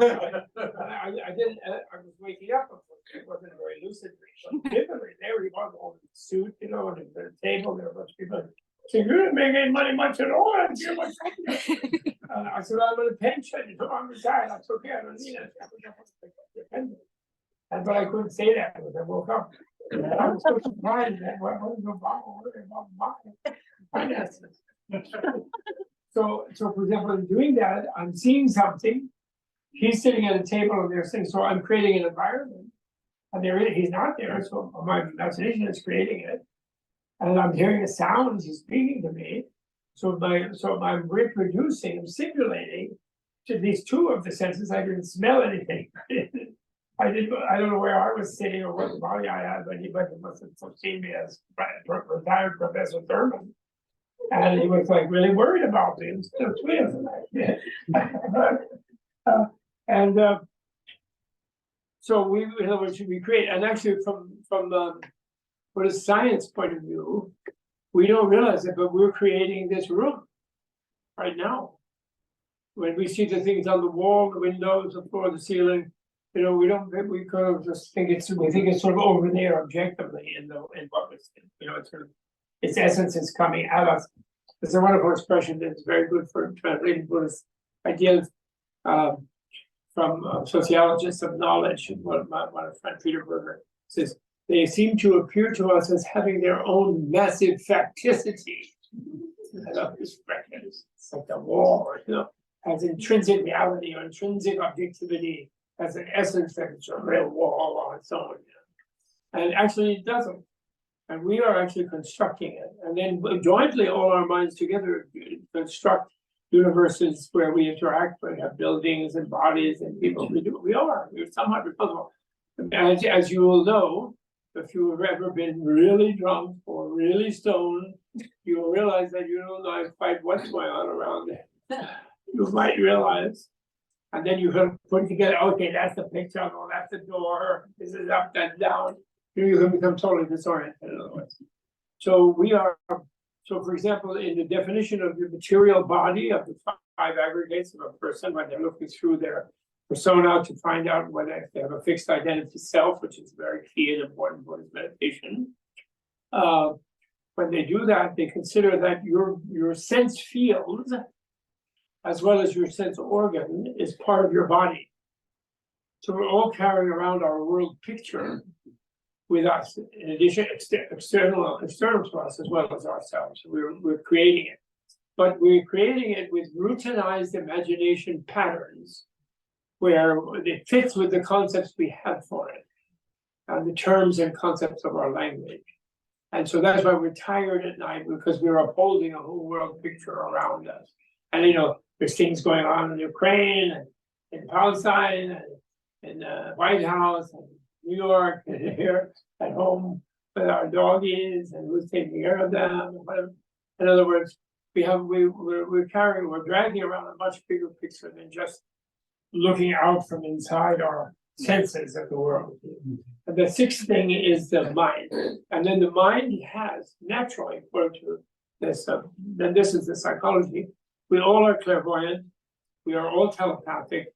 We can all see what people are doing in Kona right now, that if we care to hear what they're saying. But we normally, these are all suppressed by our culture because they're too weird and too distracting, actually. And even yoga cultures, which would say when you become more adept at being aware of what happens really inside this amazing HI, human intelligence, that we already have, more powerful actually than those LLMs. I'm sorry, still more powerful. Oh, they claim it's so they're going to be so much more powerful than they can be as chess. Come on. And we gave them the rules so they could be it. But the point is, we all have all these abilities, but when you do that as a yogi, you're trying to discover your true nature and develop it. Too much clairvoyance is distracting. In other words, you're suddenly hearing everybody else is thinking. Now what? I'm trying to figure out about how to be a Buddha, and then they're all worried about supper. Okay, so that's it. So the sixth sense is amazing because it's building our world at all times. And would you And it's say, mutually interactive with others, and language becomes the way is the sort of the schema, the program, the patterning that we conveniently use to interact with each other, which is useful. And then guess who Mother Earth is? Mother Earth was a bodhisattva who had I discovered this only recently. I always thought she was a goddess, you know, Gaia, Persephone, Prithivi is the one. And when Buddha attained enlightenment, he told Mother Earth to witness that he had a right to be enlightened. But the devil was saying, who asked you to be a Buddha? What's that? What? You're a Buddha? You're going to help everybody? Well, who asked you? He says, oh, everybody did, and I did a lot of things with them all. Now I'm able to help them even more. I'm so nice. And they said, well, then Buddha said to the devil, he said, for example, you're the king of the devils because one time when you were hanging out with the devil, you had a very tiny temporary altruistic thought. And because of that tiny good karma, you're now the king of the devils. And so the Buddha said, the devil said to him, oh, good, you're my witness then. Who's your witness that you did all these great things? He said, Mother Earth, my witness. And then she jumped up and started reciting all Buddha's previous lives. And then the devil went, like in a silent movie, drat. And he went away. He went away to his heaven. He is in heaven. He doesn't. He's cute. He's kind of like Cupid. He's like a pimp. The devil is, he's always after the monks. He's driving around a pink Cadillac with some girlfriends. The devil is, rather than a sort of worn-looking weirdo. So that's the sixth sense. It's a really fun sense. So, and that link to Gaia, we give it. But what? It's continuing on. I know, yes, that's Yeah, right. so the link to Gaia, what I. Oh, I was telling about Gaia, yes. Yeah, Gaia was a person in Sattva Yeah, who so, had a compulsion to feed people or animals or anybody. And he would give his own body or her own body, I don't know which one, probably both, life after life to people. And then especially he would therefore gravitate towards cannibals. And then he realized how tiresome that was, because the cannibal has you for dinner, the cannibal family, and then lo and behold, they need somebody else for breakfast. And then you have to go get reborn and grow up and have a body and feed them. So then that Bodhisattva finally said, this is silly. I'm going to become a kind of embodiment that can feed billions of people, billions of years. And she became this amazing planet. And she just sent, the fertile earth and grew all these plants to give us oxygen and these fish and then this. And then human beings can come there and then learn to become Buddhas. That's what she did. I realized that recently. So she's not only a goddess, she's also a bodhisattva. Okay. Spiritual hero. Gaia. thank you. Yes, you have a question. I kind Is that, are you Barbara? I'm Leela. Oh, yeah, okay, yes. So just a little, like, I'm kind of exploding right now here. So I just actually, was in a conference with Hawaiian elders that are resurrecting cultural dream practice. I don't think And you we can talked hear about- anything. Oh, do you want to come in here? I think that, he can't hear. He I won't can't be able to hear you. hear. Maybe someone nearby can. Yeah, but you can translate. Can't hear that. Okay. So what's the question? Okay, so For the comment. well, it's, it has to do with plasma. It's fun. It has to do with plasma and the clear Plasma. light. Plasma, yes. Yeah, because so I was just in a conference to help resurrect contemporary Hawaiian dream practice. And we are here on Hawaii, right? Yes. This is where Pele is dreaming the creation of the earth. Yes. We had a big Hawaiian dream practice. Hawaiian. In the conference. Yeah. They were doing Hawaiian dream practice. Oh, good, lucid Yeah. dreaming. Yes, Kind of yes, lucid and dreaming. they're Great. Did you resurrecting. lucid dream? Yes, but this Yay. is what I wanted to. Yes, Fine. I'm a practice. This is what I wanted to say, because what you described about the clear light Yes. is what the Hawaiian elder described as the plasma of planet Earth. Plasma planet. Okay, Yeah, great. that you Why not? there's something Yeah. about, that's what I wanted to ask about, is the clear light. Is there a plasma type energy to it? Sure. And yeah, and she basically was teaching us that you really have to understand your creation on planet Earth as a human in relationship to volcanism. And the whole story In is relation to volcanism. volcanism Okay. and the formation of lava Yes. and the planet Earth Mhm. mirrors exactly what you just Yeah. said. So in our, yeah, I would say that yeah, that the sunlight and moonlight yes, that- fits with the human's amazing subtle body, and the two energies that are there are the blood energy and the semen energy, and they are connected to that. And every human being in their subtle nervous system, we'll talk about that tomorrow, has like a right hand channel, which is like a blood channel, and a left hand female, which is female, and the sun is female, not male. Because most cultures, male chauvinist cultures will not agree to that, because the male one, the sun one is more powerful. Female one is more, right, more plasmatic.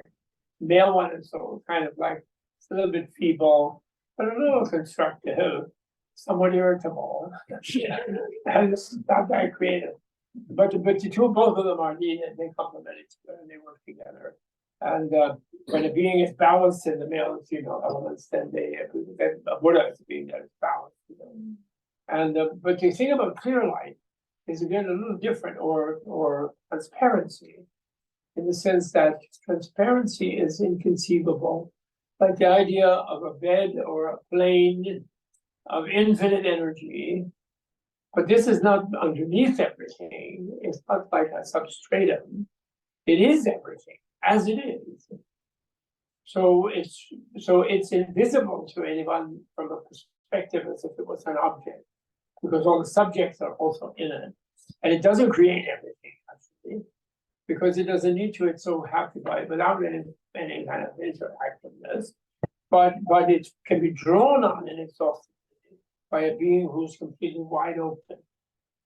Okay, from Buddha's scientific point of view. And that fits very much with what indigenous cultures do know, but often the sort of moonlit level, sunlit level, even the dark level.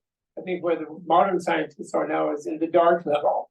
They have that dark matter, dark energy. They realize there's something there, but they don't see it. It's dark. But clear light nobody sees either. But it's what we all are. Okay, we can only reach it by some sort of special deep self-transcendence, so deep surrender. But I think it's very interesting what she's talking about. Yeah. We'll hear more about. Yes, sir. Can we hear more about? Well, of course. What she- Well, I had a one-on-one, I mean, I don't know if you know the Kekuhi Kanahele is pretty much the embodiment of Pele on planet Earth.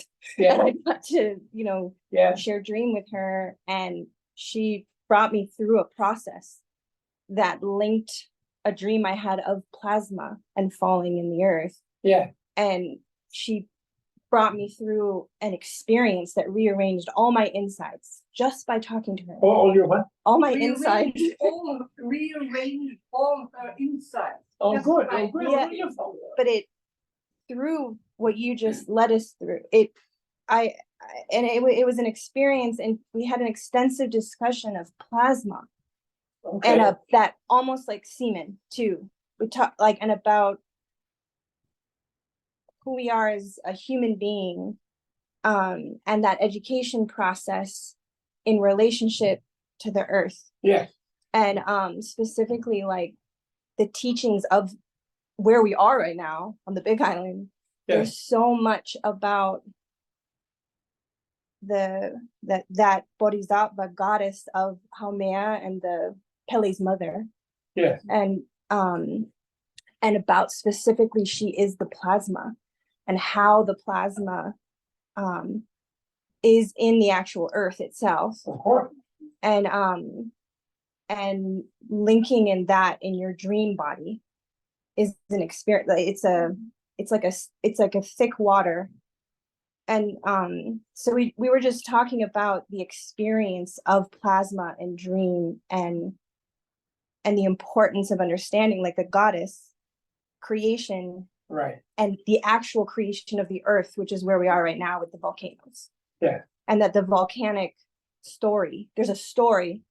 And so we studied the story of Pele and Hi'iaka and Yeah. the entire story of this island. Yeah. We went into the myth and analyzed the dream body. I wonder. It was amazing. And it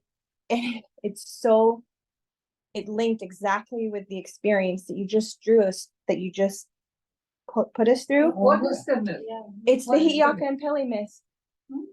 If you read the Hi'iaka and Pele myth, the story of it's an extensive story, but if you read it, Is there a book brings, we can yes, get? yeah. I'll bring you one tomorrow. Yeah, this is Bring one. yeah, this is the most famous, this is one of the most famous Hawaiian stories. But the process that you just described Yeah, is in the myth. wonderful. It's all, and she even has a dreaming Holly, because Pele is a dreamer. So it's all in there. but that was really, I mean, even the colors you described, because it's also a story of the stars, the moon, it's all in there. Like, like you just about blew my mind.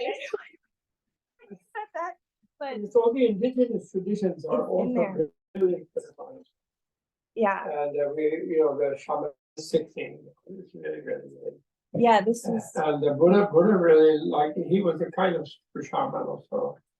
Although one thing in Mongolia and Tibet, all the places where Buddhism long for a long time, practically shamanism, the Buddha always requested people not to do animal sacrifice. Like which some of the churches still do, but he asked them not to do that. Better not to. The spirits and dogs, they can find their own food. They don't need, that because the plasma is the life force, and so better not to take someone else's life to deal with it.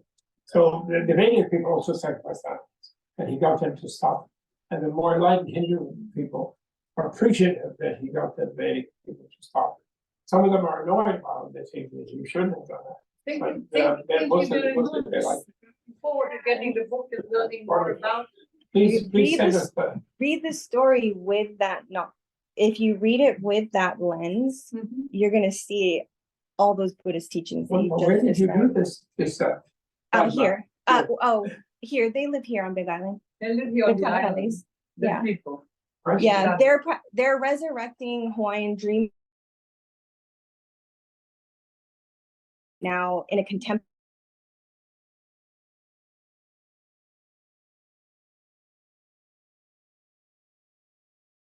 contemporary Hawaii, and it's incredible. Yeah, it's it's the Komoi program, but I can, All right. but thank you so much. And Can what I do you give you my email and you can send? Oh, sure, great. or I'll find a way to get to you. Thank you so much. What is your name? I'm Leela. What? Leela. Lila, that's right, Lila. Yes, I'm the one that dreamt of you in the blue shirt last night. But Dreamt about you having a blue shirt. Oh, yeah, so you. And you are Oh, nice. nice. Oh, yeah, I was gonna wear a more wild Hawaiian shirt. But then I decided to wear the blue one. Of course, it's too much, the Indian vest and then the wild. Just too much. Too great.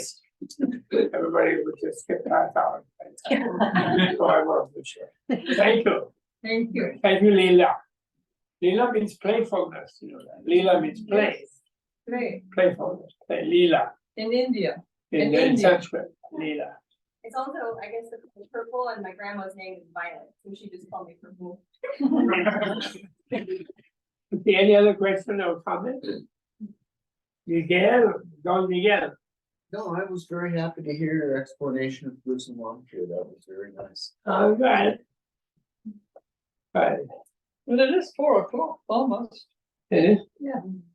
So we We don't interrupt, have- shall we interrupt the professor? We don't have to be. Sorry. So happy to, I'm so happy to be here with everyone. That's good, I'm really pleased about it. And tomorrow psychology. And more and more about all this. And it's amazing. Imagine if you think that what you can think affects your life in such a deep way, then you really do become, it becomes part of your education to really become more self-aware.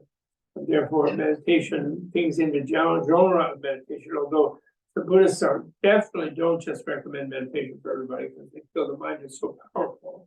First, you have to do some learning, and then meditation can be beneficial. And so meditation as a panacea is not a good idea. Although in a materialist culture, maybe it's a little bit rebalancing and corrective when people go completely just driven by commercials. This might be okay. So everything helps. I was just thinking that, there's a thing in the Lotus Sutra where someone gets very turned on about Buddha, the Lotus Sutra. This place was originally a Lotus Sutra place, the Japanese. Where was Nietzsche? And she was telling me my own meeting. And the Lotus Sutra is sort of a vision that Buddha granted to some people, to a circle of students, which was then recorded in the sutra, where predicted the 4 friendly fun facts, and said everything is already perfect, and you envisioned that, and everybody saw that. And then one young man got all excited, I'm gonna go teach everybody about the Lotus Sutra. The guy got so excited, he said that the Buddha said, calm down, relax, just look around you. And then he looked around, and then he saw giant bodhisattvas popping up out of the ground everywhere, teaching people from every dimension and everywhere, in every way, without calling it Buddhism, without calling it, but just teaching people. So he realized that the message was getting across, and he could be a little more relaxed about this. He didn't have to be like the ever creeping Bodhisattva. So I really like that. I love this weekend that we were doing this, and we had the Leo full moon. And then that wild Tony Robbins, who I've always wanted to meet, but I never did. He is having everybody doing the story. It's like a giant Bodhisattva coming up out of the ground. And he has a background like Neo in the Matrix. Remember when Neo gets at the end of one of the Matrixes, where he's in that room with all the TV screens and all the things around. He has a background like that. And there's hundreds of thousands of people trying to like, and they go like this, of course, a little frenetic. And my friends from Switzerland and now Syria and Fifi who are visiting us, they said, oh, he's so American. Like a football coach, but still he's teaching people. Don't take no for an answer, bend it right, do it a little bit greedily, capitalist, but still, that's what we need. Everybody thinks that, oh, you can't stop those 5,000, 10,000 people from destroying the planet. There's nothing you can do about it. No, it's just gonna happen. And everybody's like that. Whereas he's like, no, you can do it. So we have to do that, seeing that they wake up and they flip some switches. I know CEO of Shell Oil, Royal Dutch Shell. And I said, what's with you guys? You're going to be reborn as a radioactive thing. Downstream from one of your refineries, wriggling in the chemical, and nobody's even want to eat you. And if you go on like this, but meanwhile you're the kings of the economy, and all that money that you borrow from the banks and they lend you, and that stupid Jamie Dimon,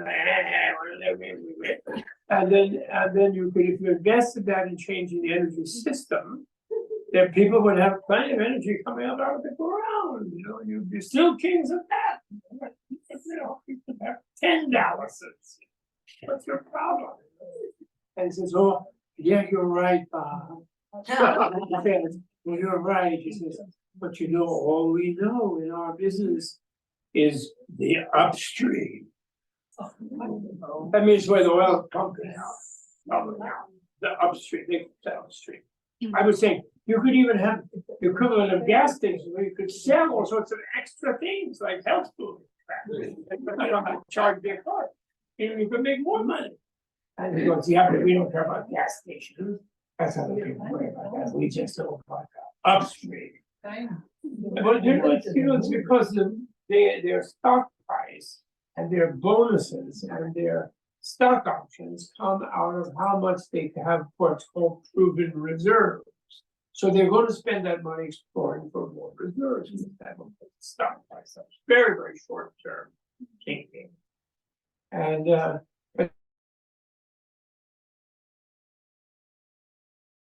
don't need all that money. Every 40 or 50 employees to be afraid of they might be doing wrong.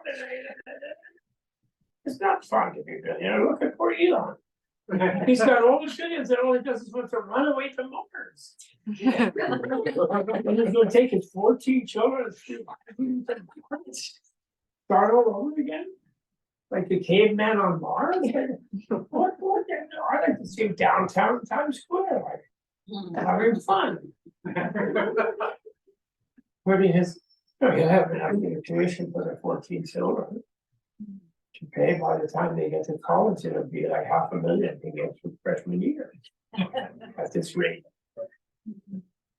Anyway, that hell, too much is not helpful either, right? Sort of being in between. Anyway, thank you very much. Okay, we dedicate all the merit.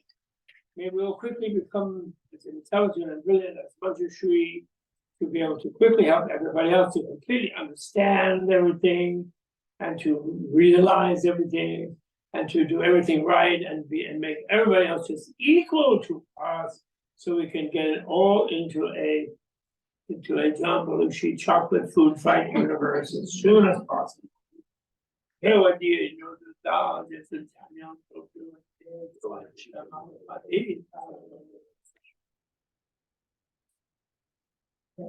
All right.